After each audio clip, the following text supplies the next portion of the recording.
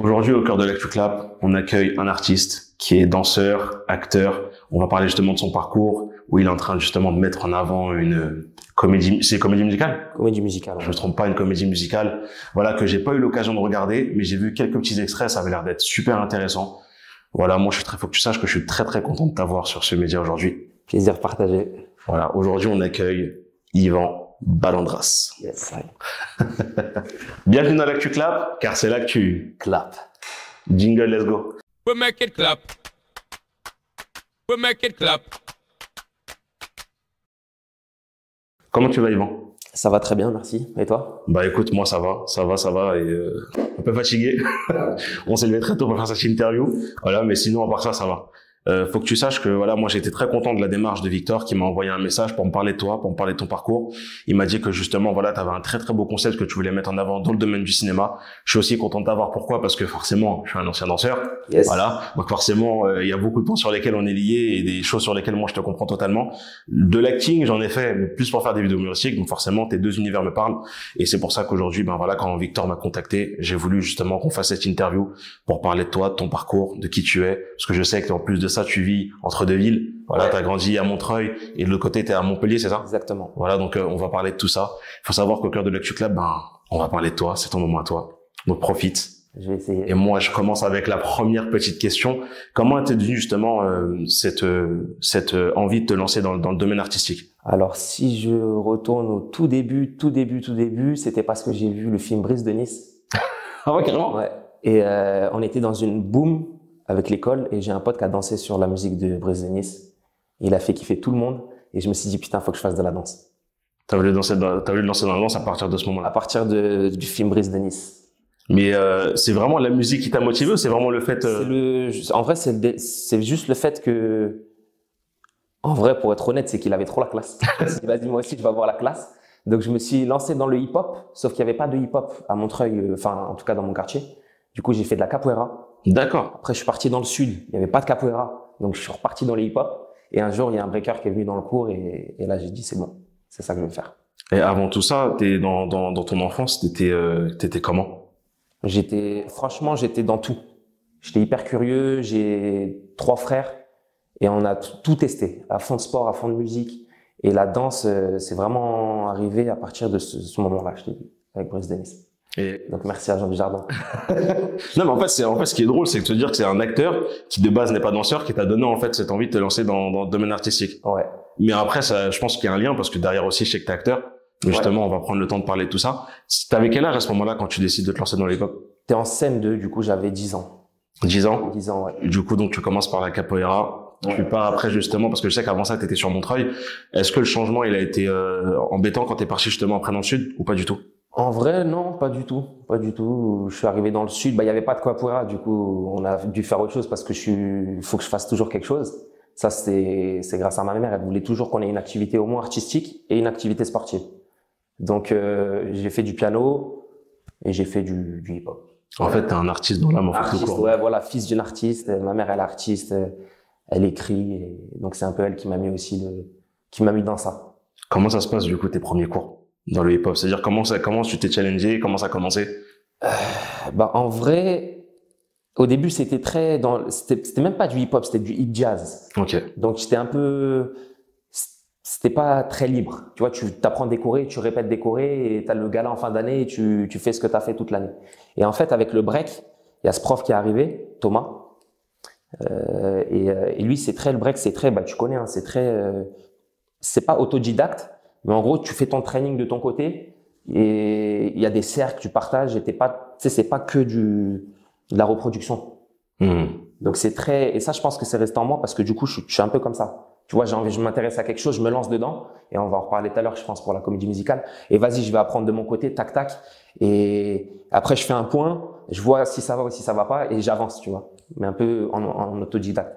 Mais le fait que tu as été dans la capoeira avant, c'est ce qui t'a aussi poussé à aller vers le break. Parce que le break, c'est quand même, parce que pour les gens qui ne savent pas, le break dance est une catégorie dans le hip-hop qui est pour moi, franchement, faut vraiment être courageux pour se lancer là-dedans parce que c'est pas une catégorie facile. Faut avoir des abdos généralement. Faut vraiment avoir une bonne condition physique parce que c'est vraiment quelque chose qui demande énormément d'efforts. Et toi, ça justement, ça t'a pas fait peur au début quand t'as vu justement des gens partir en Thomas, Coupole? Je pense que c'est ça qui m'a donné envie en vrai. C'est ce côté justement physique.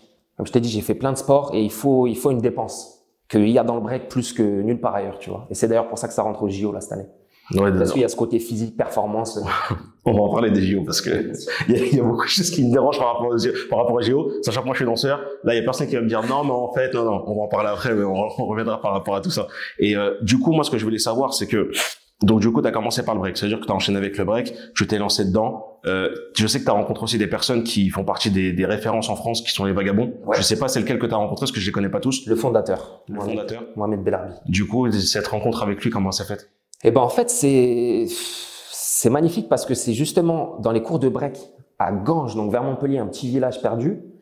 Il est venu carrément dans la salle parce qu'en fait lui il est en banlieue parisienne à Agnières-sur-Seine et ils ont voulu transmettre un peu, je pense pour faire monter le niveau français un peu partout ailleurs, tu vois. Donc ils sont allés repérer dans le sud et ouvrir une formation. Donc ils ont fait le tour des salles dans la région et ils ont sélectionné une vingtaine de danseurs dont j'ai fait partie à l'époque. Donc j'avais, je crois, 12-13 ans. Et on a fait une formation qui devait durer 3 ans. Puis finalement, ça a continué. Fil en aiguille, j'ai intégré l'équipe. Et j'ai fait les grands battles avec eux, le Battle of the Year.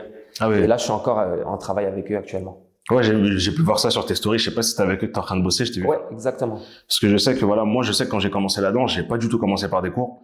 Et je sais que pour moi c'était très très dur parce que t'arrives en fait dans l'espace qui s'appelle la défense. Je sais pas si tu connais. Bien sûr, ouais. Et en fait à la défense, t'arrives déjà des lockers. Ils commencent à en avoir de moins en moins parce que j'ai vu qu'au niveau des sons, on était on va dire une catégorie où ça évoluait pas. Tu vois, au niveau de, c'est toujours les mêmes musiques, toujours les mêmes choses. En plus, je sais pas si tu connais les lockers, on avait des dégaines avec des gros bérets, des gros trucs, on mettait des collants avec plein de couleurs. Enfin pour l'époque dans laquelle moi j'ai commencé en 2009, c'était très bizarre, tu vois.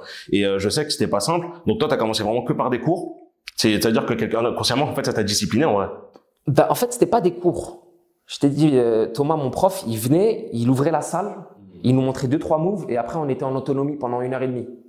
Et comme c'était une fois par semaine, après avec nos potes breakers, on se retrouvait dans un parc, on se retrouvait dans un espace où tu pouvais mettre des cartons, un lino ou même de la pelouse, et on s'entraînait comme ça des 3-4 heures, même toute l'après-midi. On avait même un espace ado qui était ouvert de 10h du mat à 22h du soir. Et on tapait des journées entières au centre ado. Et après, quand Vagabond, ils sont venus nous repérer, et là, ouais, il y a eu une vraie structure où là, ils nous ont apporté ce côté vraiment professionnel. Parce que eux, c'est vraiment, comme tu as dit, la référence. Ah ouais, non, clairement. Ouais. Et ils ont laisse tomber, ils sont trop loin. Du coup, tu décides de garder cette discipline, tu vois, cette structure qui t'ont, on va dire, imposée, parce que dans les entraînements, voilà, je sais comment ça se passe dans le break, faut être un minimum carré. Tu décides de te lancer dans le domaine du cinéma. Ouais. Comment, en fait, comment ça t'est venu, en fait, le fait de vouloir te lancer dans le cinéma? Parce qu'en fait, je sais que voilà, généralement, quand t'es dans la danse, il y a plein de choses que t'aimes faire. Peut-être que t'as fait ce qu'on appelle aussi des créas. Parce que des fois, il y a beaucoup de choses qui sont liées, vu que tu fais de la scène, vu que c'est un spectacle, une représentation. Mais moi, c'est vraiment comment c'est venu ce moment où tu t'es dit, je me lance dans le cinéma.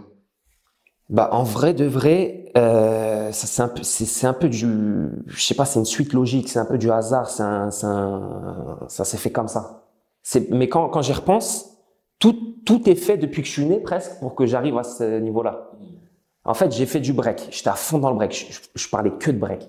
Je mangeais break, je chiais break, je faisais que du break tout le temps. Et en fait, tu sais, t'as des objectifs de haut niveau, on a fait nos compètes et tout. Et après, tu prends de l'âge. Il y a les blessures. Tu vois les choses différemment, tu vois. Et je me suis dit, à la base, je voulais faire des études pour être prof et avoir le temps de danser. Donc, je voulais être prof de PS parce qu'il y a le sport et le physique. Et j'ai pas eu mon concours parce que j'avais pas cette fibre de la transmission. Et donc, j'étais trop dans la danse, en fait. Tu vois, j'étais trop sur moi. Et finalement, je me suis dit, putain, je sais pas quoi faire, ça marche pas, je sais pas ce que je vais faire, tu vois, parce que la danse, c'est difficile d'en vivre. Et ma mère, elle m'a dit, tu sais quoi, vas-y, pars en voyage, fais un tour, prends le temps de méditer, de prendre le temps de réfléchir. Et quand tu reviens, tu vois ce que tu fais. Donc, je suis parti en voyage pendant 4 mois en Amérique du Sud avec un pote. Et là, je me suis dit, je peux pas quitter ce côté artistique. J'ai besoin de ça, tu vois.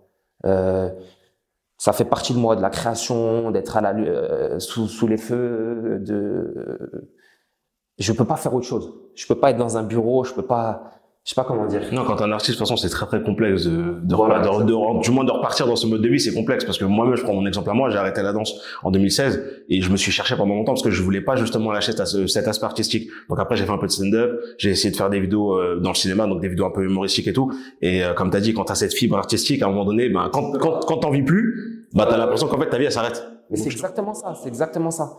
Parce que je me sentais pas à l'aise, je savais pas quoi faire. Tu sais, ma vie elle tournait autour de la danse.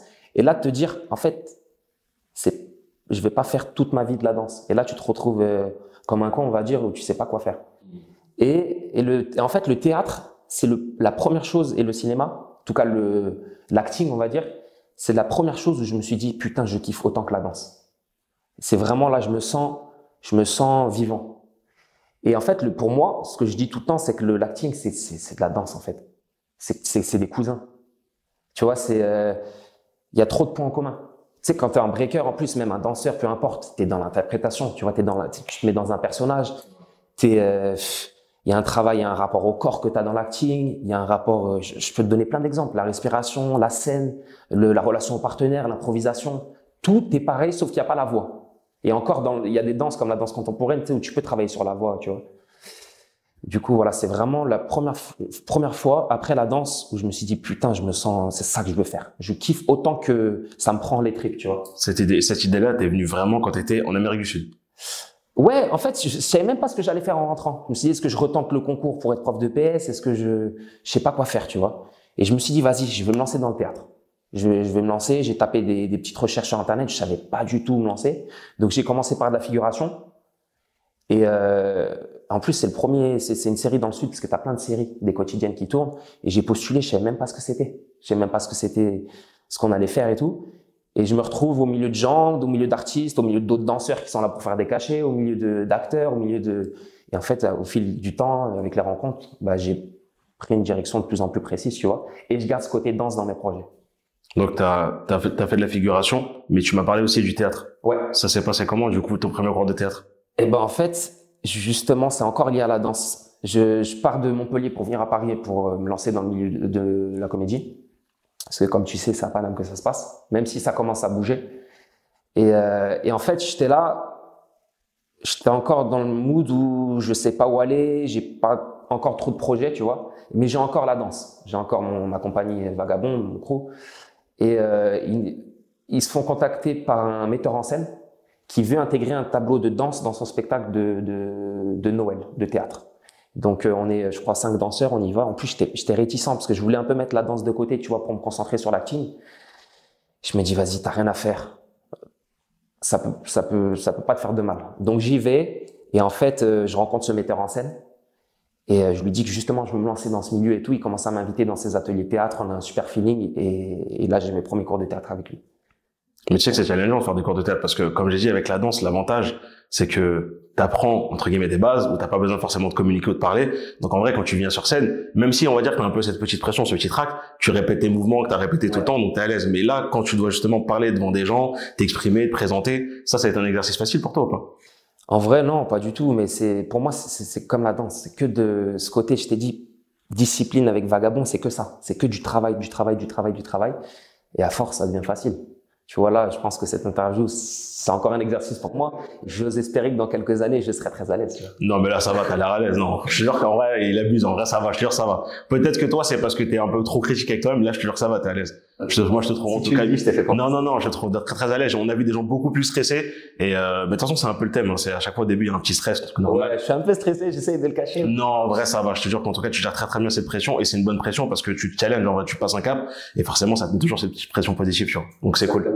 Après, donc, t'enchaînes avec ce prof, tu sais, enfin, ce metteur en scène qui te propose, voilà, de jouer dans cette pièce de Noël. Voilà, exactement. Donc ça, c'était vraiment un tableau de danse. Donc on n'est pas encore dans le théâtre. Je viens, je fais mes chorés, on essaye de bosser un peu avec lui. Il essaye de nous faire rentrer vraiment dans un côté interprétation qu'on n'a pas trop dans le break. Tu vois, on est vraiment dans l'exécution. Donc bref, on échange, je commence à faire ces ateliers de théâtre. Et là, il se dit, putain, mais je suis en train d'écrire une pièce et t'as le rôle qui correspond parfaitement. Et en fait, c'était une pièce autobiographique, c'était sa pièce à lui. Et lui, il était danseur aussi. Forcément, ouais. Donc, ça a été une pièce de théâtre, une expérience de fou. C'était vraiment C'était presque 2 heures de jeu. J'avais le rôle principal et c'était un rôle où il y avait de la danse, donc j'étais à l'aise. Et il y avait du théâtre, il y avait du jeu d'acting, il y avait de tout. Et donc là, c'est gros challenge, genre responsabilité de malade parce qu'en plus on joue à Asnières dans un théâtre où il y a 700 personnes. Moi, je ramène toute l'équipe, toute la famille du Sud et ça se passe trop bien. On rejoue plusieurs fois et après ça s'est arrêté. Donc et c'est ça que là je me suis dit il faut que je continue, tu vois, je lâche pas. Après ça, tu t'es dit que c'est bon, le métier d'acteur, il est fait pour toi, tu te lances. C'est sûr et certain. Et qu'est-ce que tu vises du coup dans ce domaine? Moi, je vise franchement, je vise le haut de la montagne, les sommets. Après, la comédie musicale, c'est mon objectif ultime, de réaliser, de jouer dans une comédie musicale. Mais tout ce cinéma, peu importe en vrai, un long métrage, c'est les objectifs en tant que comédien. Mais c'est vraiment ça, ouais, le sommet, on va dire. Mais tu as eu l'opportunité de jouer dans des courts-métrages ou peut-être longs, faire des apparitions? J'ai fait beaucoup de courts-métrages.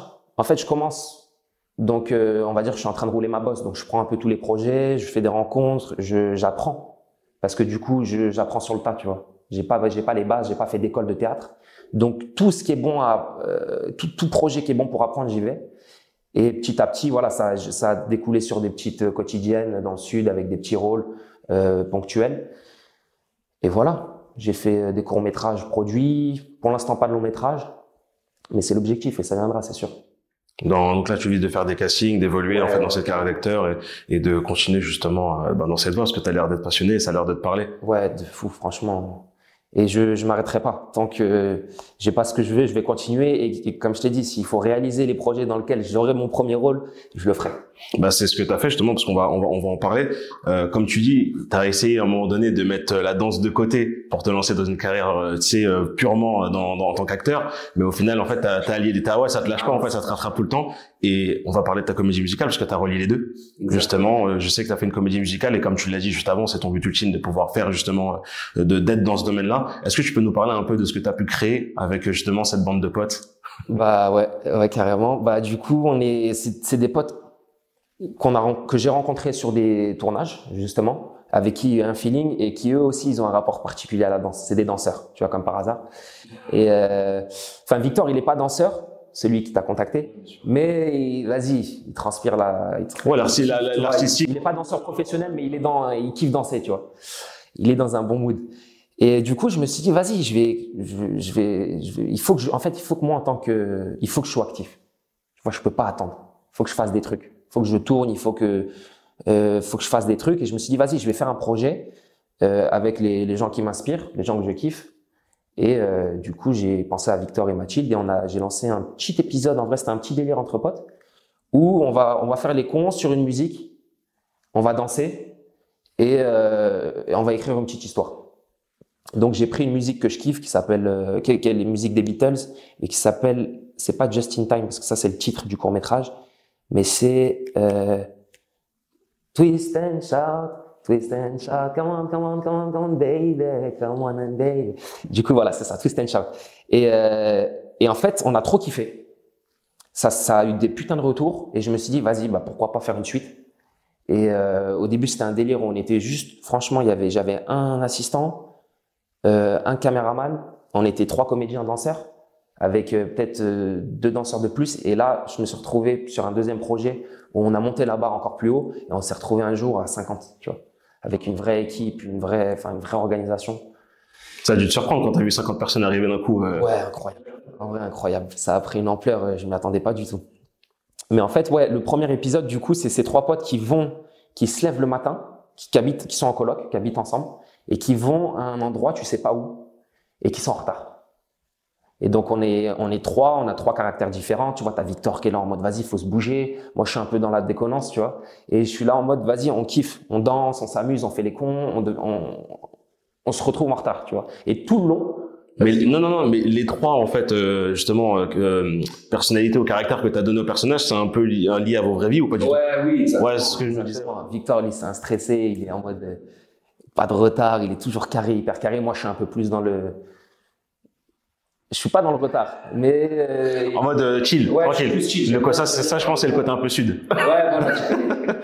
Et Mathilde, elle est entre les deux, tu vois. Elle aussi, elle a un côté très, très stressé, très carré, mais elle se laisse un peu, tu vois, aller dans les côtés chétans. Et l'écriture, elle est venue comment? Enfin, comment t'es venue l'idée? En fait, c'est la musique. Je me suis dit, j'aime bien cette musique. On va faire un projet sur la musique et après, les paroles, en fait, à des moments c'est la musique qui m'inspire. Je sais pas comment dire. J'écoute la musique en boucle.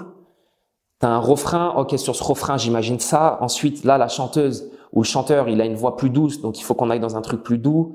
Hop, ça repart à fond, la rythmique. Donc, hop, on repart dans un mood de stress. Qu'est-ce qui peut être stressant dans une vie? Bah voilà, il faut qu'on regarde. Enfin, tu vois, en fait, tout est écrit par la musique. Et après, tu sais, de fil en aiguille, l'histoire, tu la laisses reposer. C'est comme quand tu écris un livre, en fait. Tu vois, tu la laisses reposer. Non, bien sûr, bien sûr, bien sûr. Ensuite, tu imagines des trucs qui sont pas possibles physiquement, qui sont pas possibles parce que t'as pas le timing qu'il faut. Et petit à petit, t'écris un truc. Voilà, t'en parles aux gens, t'en parles à ceux avec qui tu veux jouer. Ils sont là, ouais, j'aime pas trop ça. Ok, qu'est-ce qu'on peut changer? Ça, c'est bizarre. Et petit à petit, ça progresse.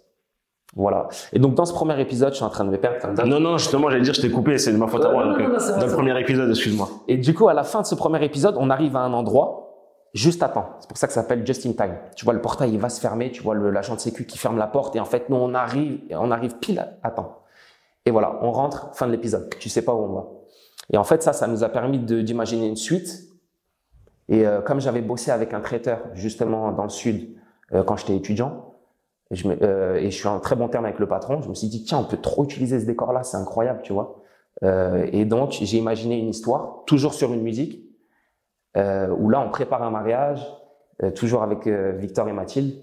Et voilà, on va voir ce qui va se passer. Je sais pas si t'as capté. Non, j'ai capté. Donc voilà, et je sais plus ce que je disais, donc on est en mode... En fait, tu allais parler justement du deuxième épisode. Voilà, le deuxième épisode, donc il s'appelle Freedom. C'est sur une musique, toujours un truc musical avec de la danse.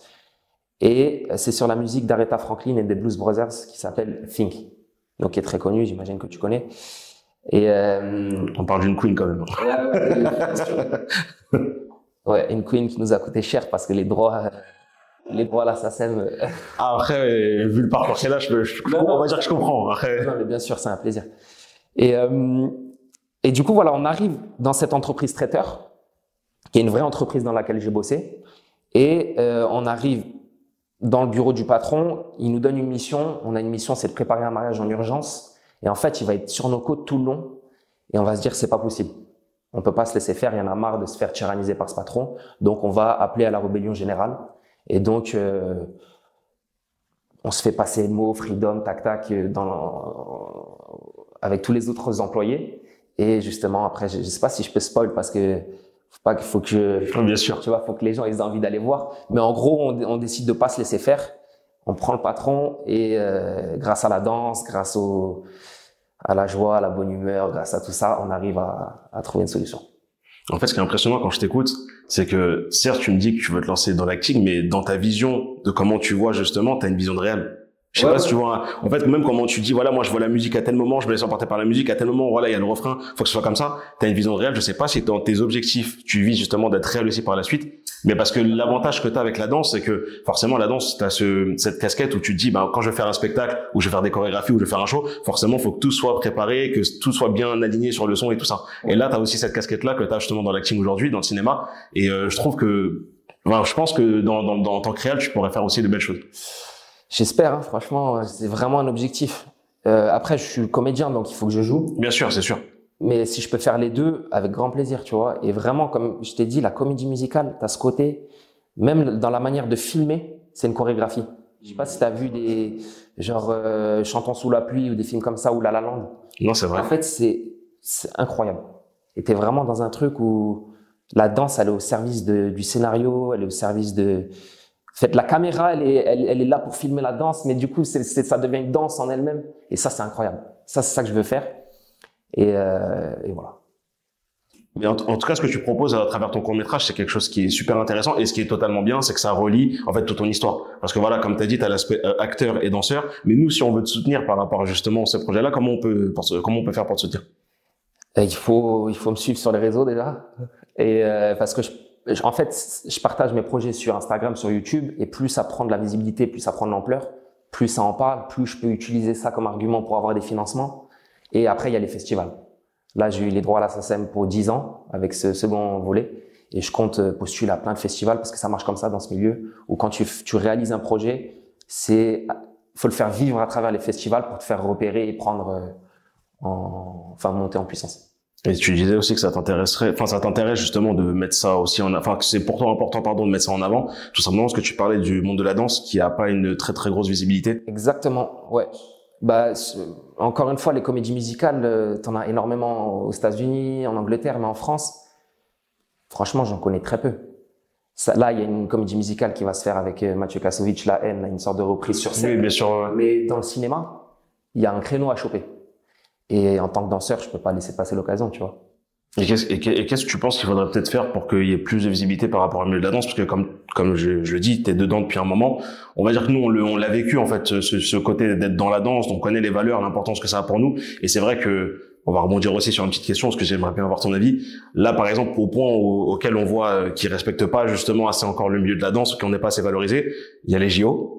Les JO, déjà, il y a un espèce de diplôme d'État, là, qu'il faut avoir maintenant pour être danseur. Truc que je trouve totalement stupide. De savoir peut-être ton ressenti par rapport à ça et surtout même par rapport aux JO, parce certes il y a des bons danseurs qui ont été sélectionnés, mais après je sais pas si c'était des parodies quand ils ont montré le show d'ouverture qu'ils veulent faire. Ouais, et tout. J'ai eu un peu peur quand j'ai vu la vidéo, mais je me demande si c'est pas une parodie. Ouais, parce que je pense que c'est une parodie, mais parce que ça me paraît vraiment trop bizarre. Ouais. Mais ouais, non, vraiment pour le coup c'est bizarre. Mais toi, qu'est-ce que tu penses justement de cette histoire-là par rapport aussi au diplôme?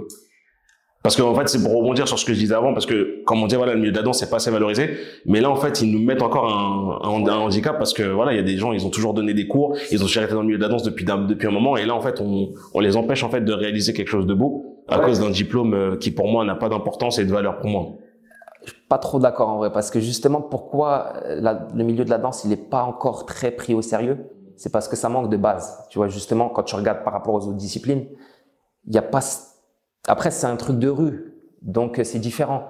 Mais on est arrivé à un moment où ça intègre les JO, où ça a pris. Maintenant, le break, tu l'apprends plus dans la rue, les danses, c'est dans les écoles, ça a évolué. Et donc, si t'as pas ces diplômes-là, tu peux pas être pris au sérieux. Tu vois, sachant que évidemment, il y a plein de grands profs de danse qui n'ont pas de diplôme, et c'est peut-être les meilleurs, tu vois. C'est pas le diplôme qui fait le bon prof. Mais t'as le cas inverse, où t'as des profs qui n'ont pas de diplôme. Et c'est catastrophique, tu vois, ils font n'importe quoi avec les élèves et c'est ça le risque. Et en fait, ce diplôme, pour moi, il va limiter ce risque-là parce qu'aujourd'hui, t'as plus le droit de faire des erreurs, en vrai. Donc, ouais, tu vois, par exemple, là, ça intègre les JO, ça prend une ampleur de fou, le break. Ça disparaît, c'est déjà prévu que ça disparaisse pour les JO d'après. Ah ouais, ça va pas rester, ouais, parce que je crois que ça va aux États-Unis les prochains et le pays qui accueille les JO, il a le droit de privilégier des sports. Des sports par rapport à d'autres, je savais pas du tout. Je crois que le break pour les prochains JO, il saute. C'est quand même bizarre parce que les États-Unis c'est un des pays fondateurs. Ouais, mais après je sais pas si c'est les États-Unis, je te dis peut-être de la merde, mais peut-être Canada ou un truc comme ça. Et ouais, ça fait plein de débats, même d'intégrer le break dans les JO, ça fait plein de débats, tu vois. C'est ce que c'est un sport, c'est pas un sport, c'est un art, même pour les porte-parole de la discipline, ça part dans tous les sens parce qu'il n'y a pas une vraie reconnaissance dans le milieu, tu vois. C'est beaucoup ça marche par, tu sais, il y a un côté un peu street qui est trop street, tu vois. C'est les anciens, faut écouter les anciens, et c'est très bien. C'est justement ça qui fait la beauté du break. Et pour moi, c'est les valeurs que je partage et que j'ai dans la vie, tu vois. Mais ça a ses limites. Et justement, au niveau de gens qui connaissent pas le break, ça met une distance, tu vois. On passe un peu pour des. Et quand je dis break, je comprends un peu le milieu hip-hop pour moi. On passe un peu pour des. Parce que moi, j'ai beaucoup de potes qui sont même mes frères, ils sont pas dans ça, tu vois. Et on passe un peu pour des guignols. Tu vois, ça traîne dans la rue. Il n'y a pas de diplôme, il n'y a pas de truc. Donc, je pense que ça peut justement monter la crédibilité au niveau des autres disciplines. Tu vois ce que je veux dire? Non, je vois totalement. Et c'est vrai que vu comme ça, moi, j'avais pas vu le truc comme ça, mais c'est vrai que vu comme ça, ouais, ça se tient. Ça se tient. Parce qu'aujourd'hui, tout le monde peut être prof, en vrai. En fait, sans diplôme, ouais, tout le monde peut venir et dire, ouais, c'est vrai. Non, c'est vrai. Tout le monde peut être prof. Moi, je mets je le mets sur la nuque. Tu sais, les trucs acrobatiques sur la tête. j'ai pas les bases. Même moi, ça se trouve, j'ai pas, tu vois. Bah, le petit, je le mets en danger. C'est vrai. C'est vrai. Et en plus, même, on a tous connu au moins un prof qui a vraiment aucune base et, Tu vois. ouais, c'est vrai. Donc, mais ça, encore une fois, c'est la minorité. Bien sûr. C'est la minorité, mais je sais pas. Franchement, je sais pas. Parce que j'ai envie. En fait, je suis entre les deux parce que j'ai envie qu'il y ait une reconnaissance de ces disciplines-là qui sont un peu pas respectées. Mais d'un côté, c'est ça qui fait la force de ces disciplines-là, c'est ce côté famille.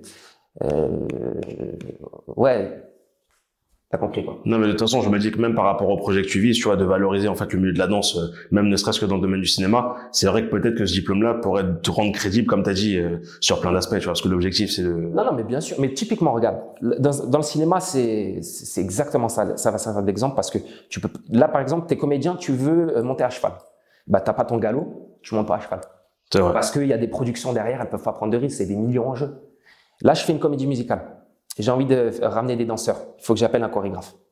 La production, elle va être derrière, elle va dire ouais, c'est qui lui? Est-ce qu'il va pas mettre en danger des danseurs sur qui on compte pour les 2 semaines qui vont arriver de tournage, tu vois? Du coup, s'il n'y a pas des diplômes, là, je te dis n'importe quoi. Je suis parti. Non, mais ça a du sens. Enfin, on voit ce que tu dis. Tu vois, en fait, c'est des trucs où il y a des responsabilités, il y a de l'enjeu financier, tu vois. Parce qu'en plus, dans le cinéma, tu vois, un long métrage aujourd'hui. Ah non, il y a eux, ils prennent vraiment, enfin, généralement, c'est très rare qu'ils prennent des risques. Ils peuvent pas se permettre de prendre un risque. Culture zéro risque. Et la danse, il y a du risque. C'est vrai. Il y a un côté où tu peux te blesser et l'acteur principal ou l'actrice principale se blesse. Fin de tournage, on fait quoi, tu vois? Du coup, il faut que ce soit carré, mais voilà. Après, ça se trouve, le diplôme, il va pas apporter... Ça va plus faire de mal qu'autre chose, tu vois, parce que tu as des gens qui vont plus pouvoir vivre de leur passion, qui vont plus pouvoir transmettre alors que ça fait des années qu'ils font ça et que c'est les meilleurs dans ça, tu vois. Mais ça devrait pas faire peur, tu vois. Et ça, c'est encore un défaut, je trouve, de ce côté quartier un peu, qui est très hip-hop, c'est que on a peur du changement, tu vois. On veut rester dans les trucs de non, vas-y, évolue. Ouais, en fait, c'est vrai qu'on est toujours dans cette fameuse phrase de c'était mieux avant. C'était mieux avant. Et en vrai, regarde dans le football, t'es coach, t'as grandi dans la rue, mais tu peux pas être coach si t'as pas de diplôme. Ouais, c'est vrai, non, c'est vrai, c'est vrai. Passe ton diplôme et après tu perds ton côté, tu vois, tu t'enseignes ce que tu veux. Mais ça devrait pas te faire peur. En plus, toi tu connais ce que c'est que la galère, parce que c'est des disciplines où il faut être fou pour le faire, tu vois, la danse. Donc tu devrais pas avoir peur d'un diplôme. Tu devrais y aller en mode, c'est bon, vas-y, je passe mon diplôme, on n'en parle plus, terminé. Donc toi, c'est pas quelque chose qui te freinerait, toi? Pas du tout. Non, après, je peux comprendre. Mais même en vrai, c'est challengeant et même ça a du sens parce que comme t'as dit, à partir du moment où tu sais que t'as le niveau, entre guillemets, d'un danseur, passer le diplôme, ça devrait pas te faire peur. Mais c'est même pas une question de niveau parce que c'est pas les meilleurs danseurs. Parfois, les coachs, ils dansent même plus. C'est une question de sécurité pour moi. Je vois pas à quoi ça sert d'autre le diplôme. Enfin non, c'est une reconnaissance de tes compétences d'enseignant, tu vois. Mais tu peux pas faire n'importe quoi aujourd'hui. Non, c'est vrai. Donc moi, ça me fait pas. En tout cas, si j'étais dans ça, parce que je suis pas dans ça, j'ai donné des cours et ça m'a arrangé de pas avoir de diplôme à l'époque parce que j'ai pu donner des cours. Bien sûr. Donc je vais pas faire le mytho, tu vois. Mais aujourd'hui, si tu me demandes un diplôme et que j'ai envie de faire ça, c'est pas ça qui va me freiner. Ça va faire bouger les choses et il faut rester accroché aussi à la culture. Mais à un moment donné, il faut évoluer, tu vois. Quand tu disais le lock à la base, la musique, le style, c'est peut-être ouais, ça. ça. Non, mais même le locking, ça a vraiment évolué parce que même il y a un mec de mon groupe jusqu'à maintenant, il peut danser sur toutes les disciplines. Alors qu'avant, pour les lockers, on ne voyait que sur une seule catégorie de style et tout. C'était tous les jours, tout évolue, tout dans la vie, ça bouge, tu vois. Même le break à l'époque, dans un crew de break, je parle que de break parce que je suis breaker, mais ça marche pour tout. T'avais un danseur, un phaser. C'était que le mec qui faisait que des phases. C'est des figures acrobatiques. T'avais celui qui était au sol, les footwork. T'avais celui qui était sur les top rock, qui était debout. Aujourd'hui, t'es pas complet. T'as pas ta place, tu vois. Ouais, c'est vrai. Donc ça bouge, ça évolue. Et ça doit évoluer dans tous les domaines, dans tous les aspects. Ou du moins le fait de pas être complet, en fait, ça te bride en fait sur des battles quand tu vas être face à des juges, des trucs. Et ouais, non, c'est vrai. Parce que forcément, ils vont préférer ils vont dire, bah lui, il a été complet. Toi, t'as fait que des phases, mais lui, il avait des phases, il était complet. Donc, ouais, je comprends totalement. Et tu verras qu'aux JO, les meilleurs, bon, après, il y a un côté perf parce que c'est les JO, c'est sportif, tu vois. Donc, si t'as pas de phase, tu peux rêver pour faire les JO, mais si t'es pas complet, tu seras pas, Enfin, je crois que là, il y a Danny qui va représenter. Justement, j'allais lui faire une dédicace. Danny Dan, je te fais une grosse dédicace. Yes. Parce que Danny Dan, c'est un mec avec qui j'ai fait des spectacles de rue en bas de la Tour Eiffel, Trocadéro. C'est un mec avec qui on s'est entraîné pendant des années ensemble. Et c'est un compatriote. Donc, je te fais une belle dédicace. Yes. Danny, bah, tu vois, typiquement, lui, c'est l'exemple parfait du danseur complet. Clairement, ouais, clairement. La musique, bah, c'est le maître. Hein. Il est trop fort, il est au sol, il est debout, il kiffe, il fait tout. Il fait tout et c'est lui qui va. Et c'est un vrai personnage qui pourrait même faire de l'acting parce que c'est, quand il est en phase break, c'est un vrai personnage. Mais je t'ai dit en plus, l'acting et la danse, c'est pareil. Et lui, c'est un acteur. C'est vrai. L'objectif, du coup, pour revenir à, justement, toi, c'est vraiment de devenir peut-être une référence dans la comédie musicale en France. Parce que comme tu m'expliquais, c'est quelque chose qui est pas assez valorisé en France par rapport à d'autres pays. Et t'as un très très bel objectif. Et moi, je kiffe de toute façon toutes les personnes qui ont des objectifs qui sortent du commun. Donc moi, je te souhaite énormément de force par rapport à tout ça. Je pense que tu vises aussi d'aller peut-être à l'étranger même par rapport à ce concept, parce que tu as beaucoup voyagé, je pense aussi avec la danse. Ouais, bien sûr. Pour l'instant, j'essaie de conquérir Paris. C'est pas chose faite encore, mais petit à petit, ouais, carrément. Non, ça va se faire. C'est comme j'ai dit, si tu crois en ton concept, en ton projet, je vois pas qu'est-ce qui peut t'arrêter en fait. C'est si tu commences à douter, c'est aussi des fois bien de douter, tu vois, parce que ça te permet aussi de te challenger pour aller au-dessus de tes limites. Mais en tout cas, moi, je pense que t'as quelque chose à faire et faut juste le faire et pas se poser de questions. Et de toute façon, j'ai vu que t'étais une personne qui lâchait pas l'affaire. T'es parti à Montpellier, t'as eu un quad parce qu'il y avait plus de capoeira là-bas. T'es parti sur autre chose. T'es voulu revenir à Paris. Il y avait pas ce que tu pouvais faire. T'es parti sur autre chose. Et en fait, tu vois que t'es un électron qui bouge énormément. Donc je pense que toi en fait t'auras pas de difficulté en fait à sortir d'un truc dans lequel on va tenter de t'enfermer parce que tu trouves toujours des solutions quand on te met un mur. Bah tu trouves toujours soit le fait de le contourner ou de l'escalader, mais il y a toujours des solutions. Et cette mentalité là, je l'aime vraiment particulièrement parce que c'est une mentale qu'il faudrait justement que tout le monde ait quand on a envie de réaliser des projets. Et pour arriver à justement cette question finale qui est pour moi importante, c'est que quand tu retraces tout ton parcours et que tu vois justement comment t'as pu bouger, à chaque fois les freins que t'as pu avoir, toujours tu t'es challengé pour toujours aller au-delà de tes limites. Qu'est-ce que tu donnerais comme conseil aux personnes qui peut-être des fois doutent encore? Parce que même pour revenir sur un point important, comme tu disais, il y a un moment donné où tu savais que réaliser une carrière dans le domaine du cinéma, ça prend du temps. Mais toi, tu t'es dit, je peux pas, entre guillemets, attendre que ça arrive, j'ai besoin de faire quelque chose. D'où le projet, justement, que tu lances avec tes potes et tout. Donc, qu'est-ce que toi, tu dirais aux gens qui, des fois, peut-être ne se limitent juste en se disant, ouais, bah, je vais attendre que ça arrive ou tu vois, voilà. Ouais, bah, en vrai, la réponse, tu l'as donnée. Pour moi, c'est d'agir. C'est faire. C'est peu importe que ce soit nul, pas nul, ça a du succès, ça en a pas. Tant que tu fais quelque chose, ça va, forcément, tu vas progresser, tu vas rencontrer des gens, tu vas évoluer.